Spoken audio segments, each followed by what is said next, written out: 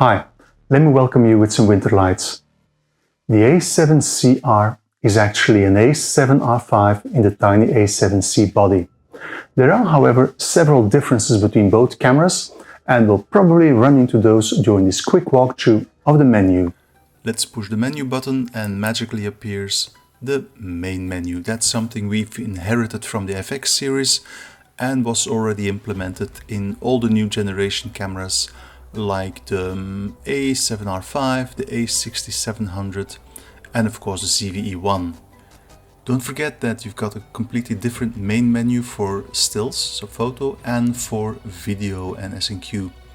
Now everything in this main menu you can just touch and you will change it, but of course since we're streaming this over HDMI, the touchscreen it has been disabled.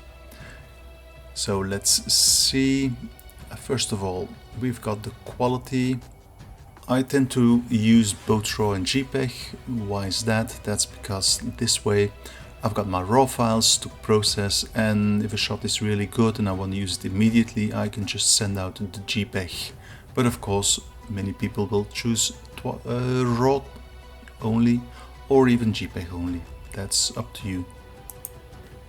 Now for the RAWs, get of course uncompressed, lossless and compressed. I'm using uncompressed because that way I have the maximum dynamic range of 14-bit RAW files. If you're using compressed, then you've got only the 12-bit colors.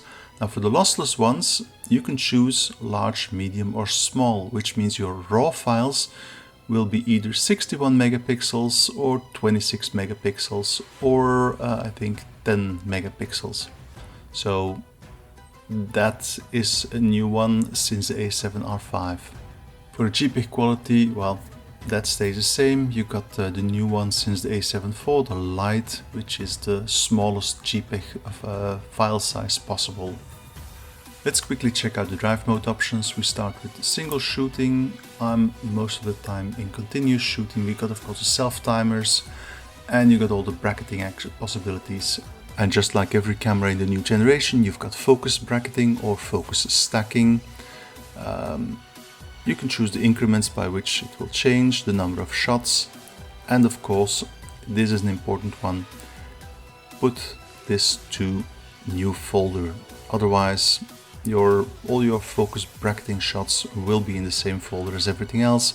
And if you put in new folder, every time you start a bracket, there will be a new folder created, which makes it much easier to look for your images. There we are, continue shooting. White balance, same as always, leaving it in auto at the moment, but of course you can dial in your kelvins and everything, just like this. Okay, aspect ratio, nothing changed. And the JPEG size, remember this is only for the JPEGs, not for the RAWs.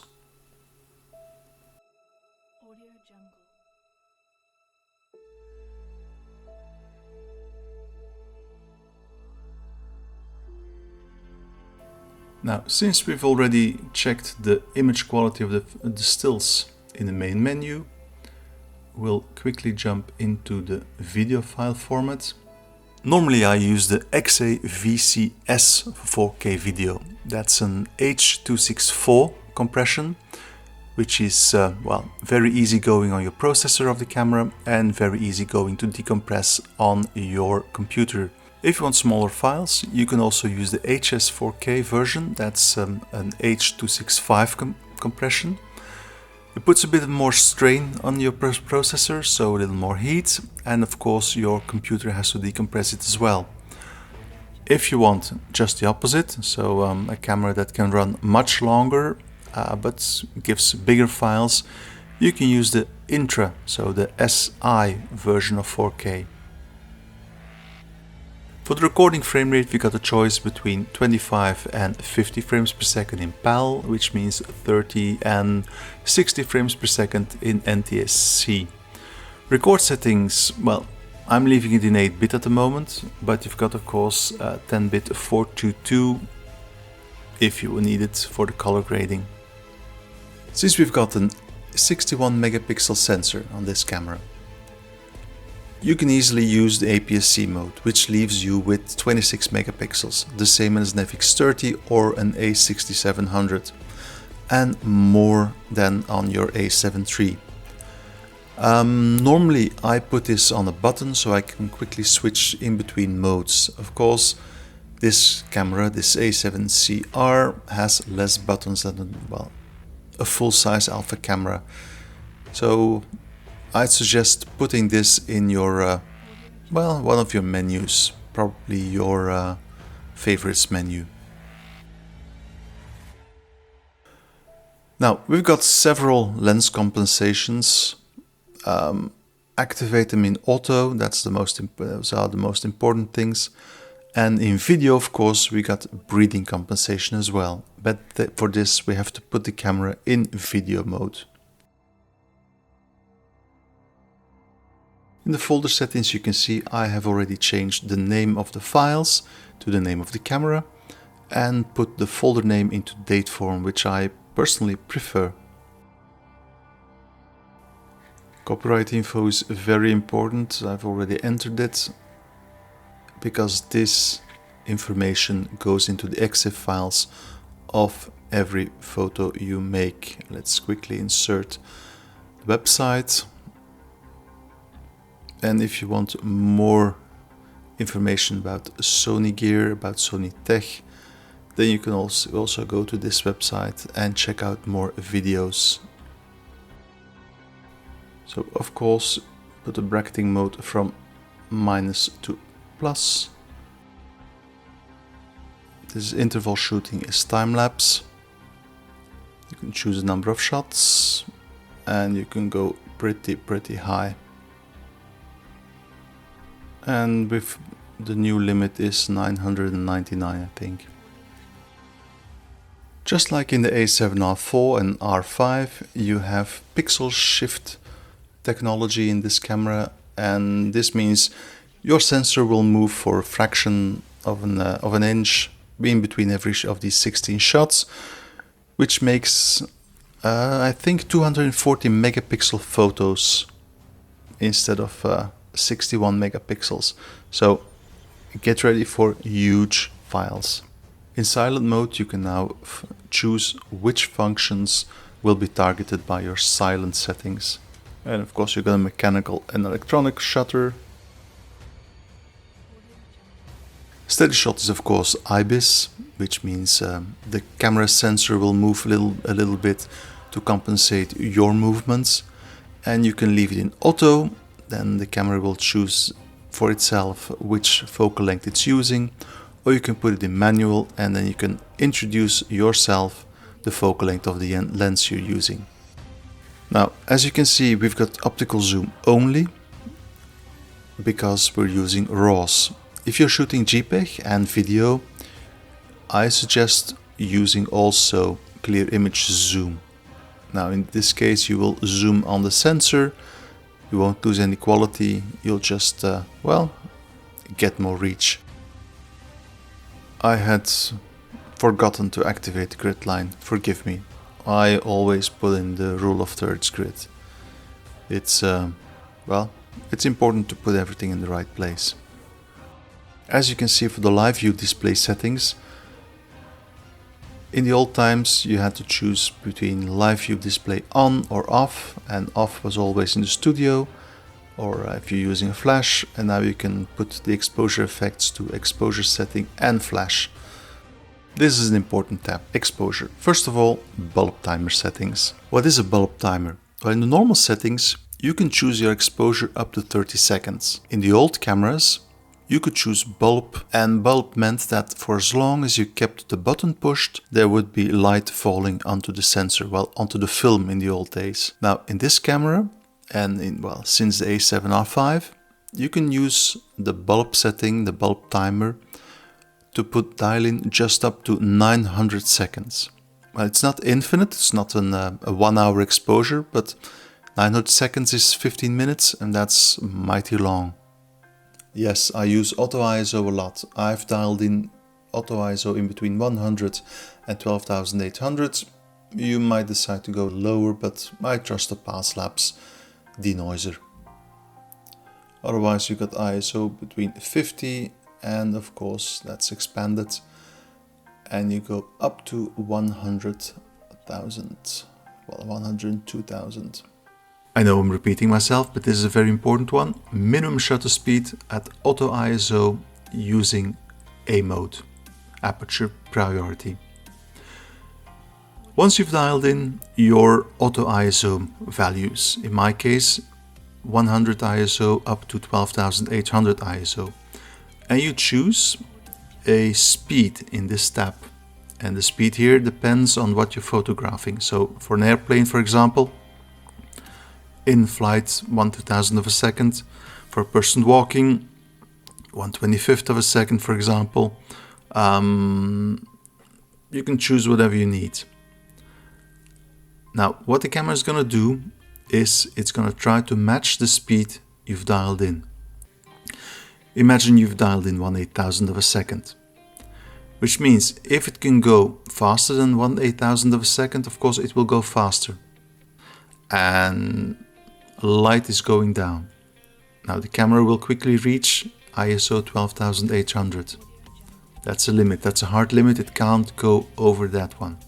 So what it's going to do, it's going to drop the speed anyway, even though you have installed 1/8000 of a second as a value. This is not an error of the camera. This means that when it's impossible to match the speed, it will drop. Don't forget to change these settings whenever you photograph something else. When you're using spot metering, make sure to use the focus point as the metering point, because that's where you want the light to be correct. Not the center, but the thing you're focusing on. For metering mode, most people will stick to multi, which means it's gonna measure light at several points in the screen. Or at the spot focus, where it's gonna measure light at one certain point. But also try the entire screen average. That's a very good average, or something I'm using a lot these days is expose for the highlights, which means, well, your highlights won't be burnt, but you'll have to pull back your shadows a lot. And in that case, it's very important that you are in uncompressed RAWs, otherwise it will not work. When you keep your measuring mode into multi, make sure to activate this one, which prioritizes faces and will try to light them as good as possible.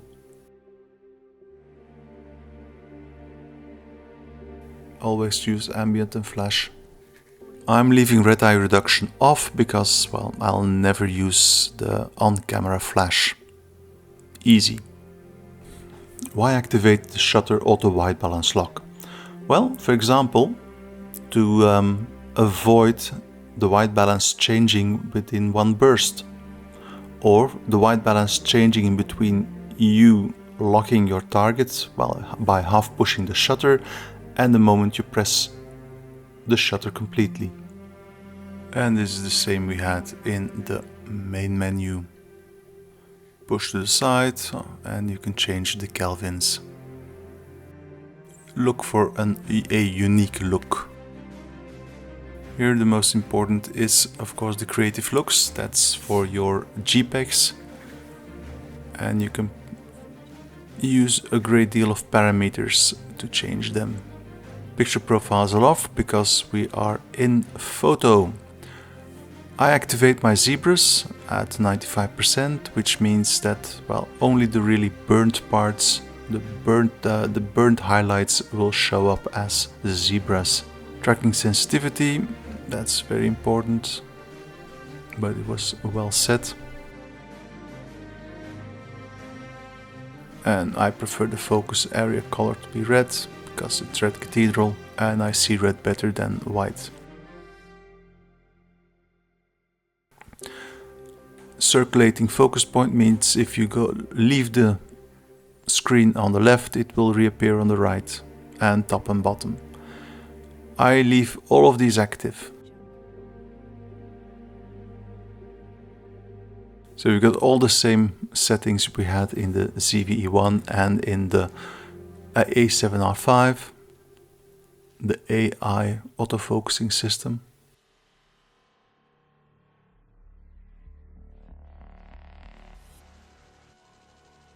Why would I put the tracking persistence level on 5? Because that way it really keeps locked on the subject instead of searching for other ones.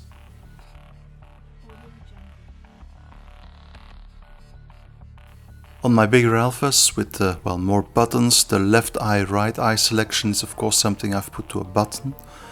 In the case of the C series with less buttons, then you have to put it in well, one of your menu settings.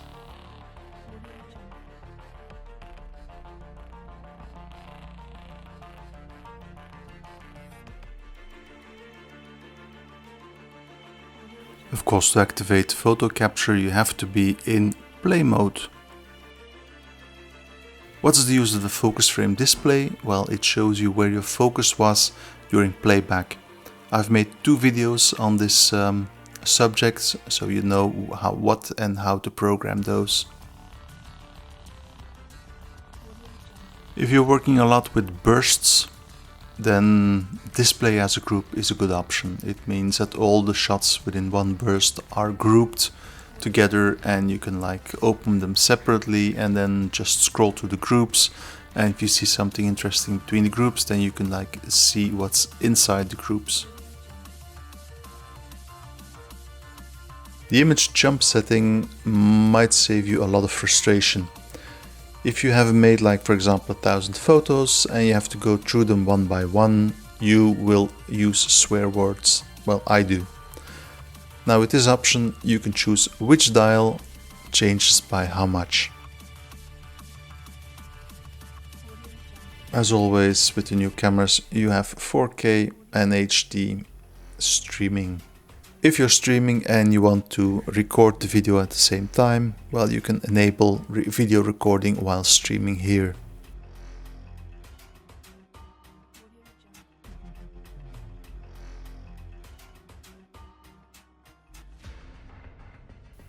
And these are a few of my custom key settings. So for the dials, of course it's not enough. That's one of my big gripes with these C cameras, is there's not enough buttons, not enough options for me, for my way of working.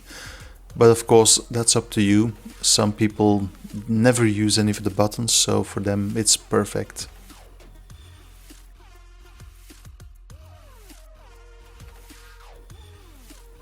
As you can see, for video you can use the zoom operation, which means that you can use the clear image zoom. And here the photo capture is something I put in everything. Simple. I've made a video on it, how to capture stills from your videos in camera. And these are a few of the settings I've put into the FN menu. And you can of course reach the FN menu on screen by swiping up.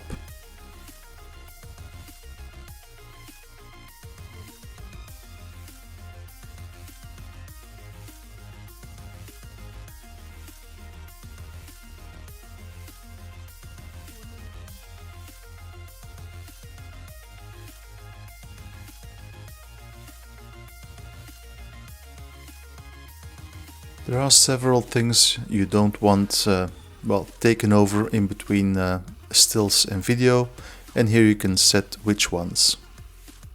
Picture profiles of course, and well, shutter speed is a good one as well.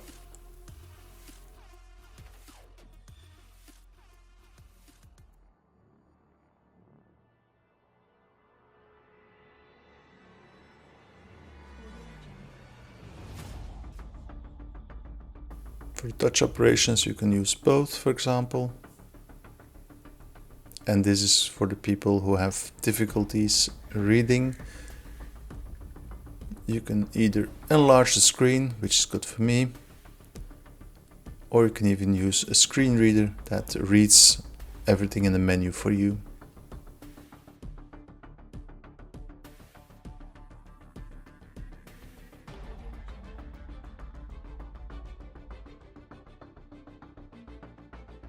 If you want to prevent your camera from shutting down because it heats a little bit, you can use the high function here.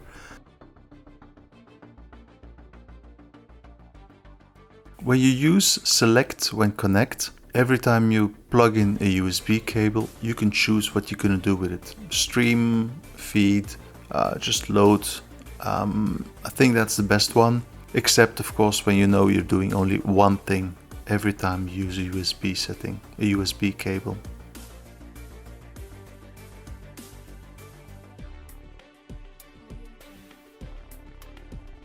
If you want to protect your sensor from dust a little bit, you can activate this setting, which means that as soon as you shut down the camera, the shutter will close and protect your sensor.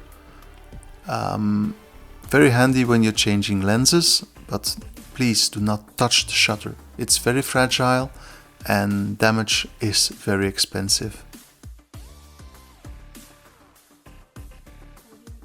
The star menu or the My menu is something you have to fill yourself. This time, because I'm not keeping the camera, I haven't filled it out completely. You can watch some other videos with things that I put in there. The most important thing is to put the tabs, to fill the tabs in a way that's logical for you, that you understand what you have to look for where.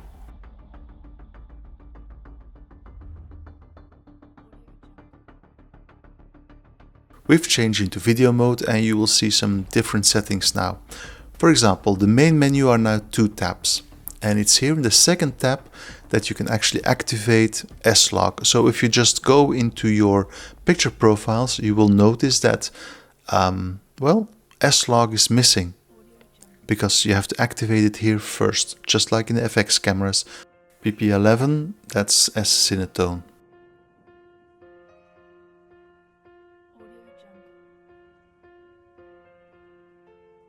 As with the photos, you can change the name of your files. You got more options, of course, more letters and symbols than with the photos.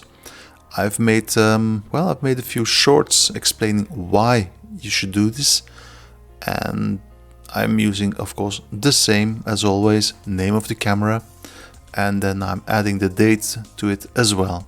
So every file will have a unique name.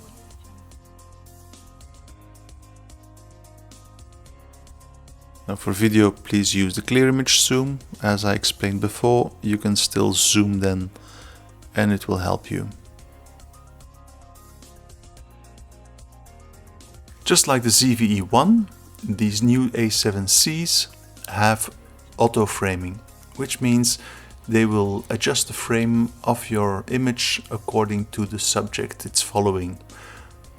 Very useful, and if you want to know more about it, well, look at the ZVE1 video.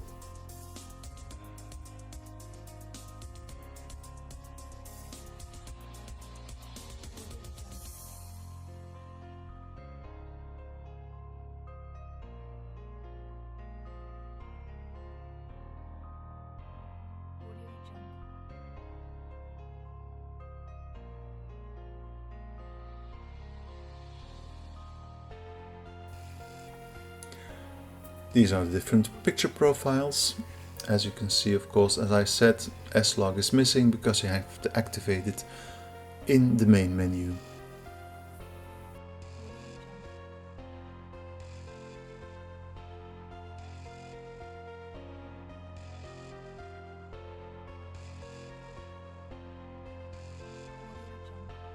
Another one of the video options is AF Assist. It's a little bit like DMF, so Assisted Manual Focus, which means the camera will do the autofocusing, but you can like override it by turning on the focusing ring of your lens, and then the camera will look for the next closest object to the thing you've been focusing on and focus on that one.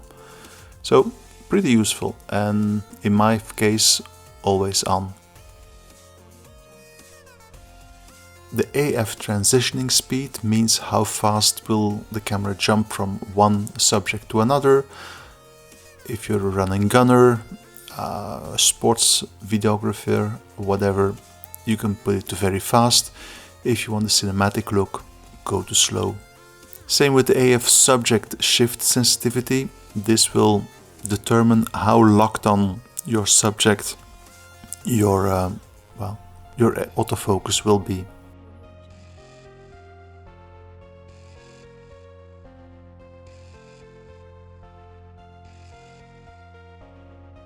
And at the end, it's time for the most important part, saving your settings.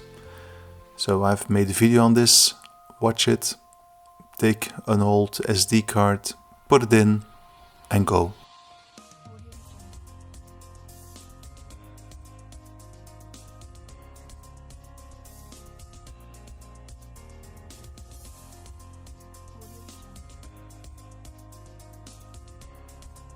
With all of this in mind, who is the A7CR for? Because it isn't an A7R5.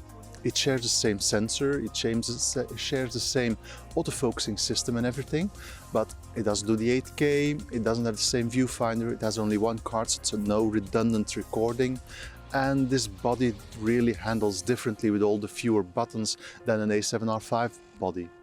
However, if you need 61 megapixels only once in a while, or you need them to do street photography or, well, human documentary photography, then this form factor may be of use for you, and then this might be a good camera.